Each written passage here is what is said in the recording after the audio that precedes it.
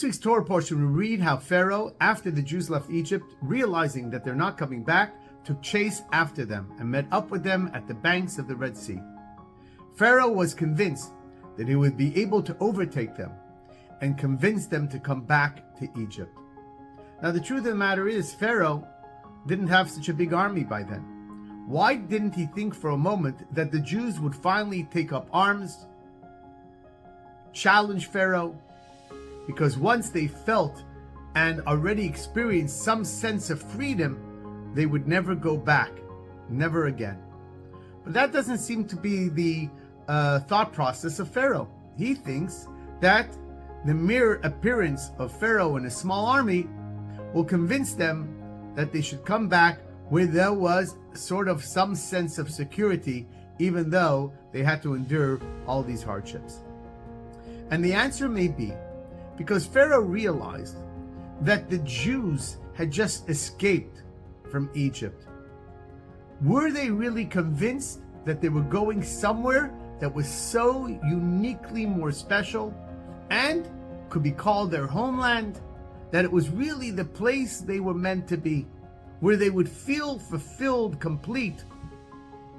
And Pharaoh believed that as long as someone is escaping from problems without having a clear vision and direction of where they need to be, the journey is always an uncertain one. And at the right moment, under the right threats, they will go back to the place that at least they know what it's all about. And that was possibly the Jewish problem at that moment. They were escaping from Egypt, but they didn't have a clear thought process. They didn't have a clarity of where they were heading.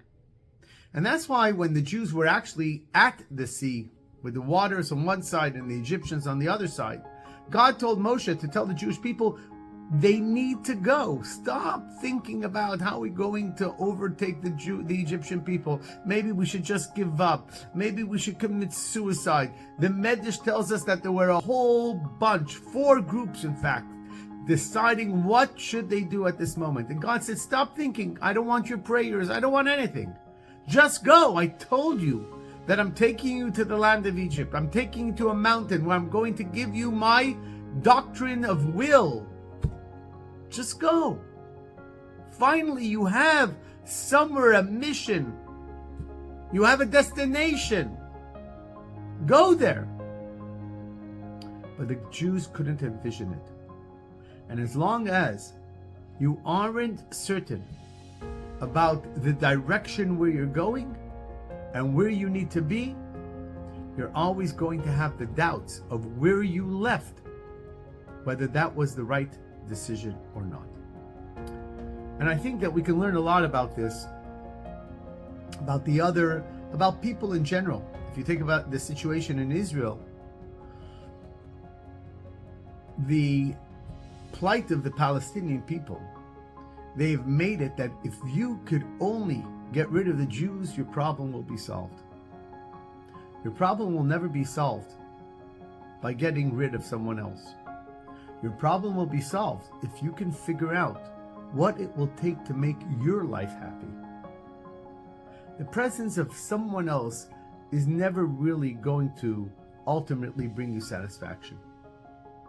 As long as you're only focused on the elimination of the Jew and not have a clear vision of where you need to be, you're never going to get there. You're not going to get somewhere by simply ridding yourself of one problem, without every day getting one step closer to a goal. Getting rid of problems doesn't bring you happiness, it doesn't bring you success, it doesn't solve your problems. Only reaching points of success in your own life, finding where you will be most fulfilled, that's what's going to guarantee shalom v'shalva, a peace and a serenity, and a sense of calm and a sense of fulfillment in your own lives.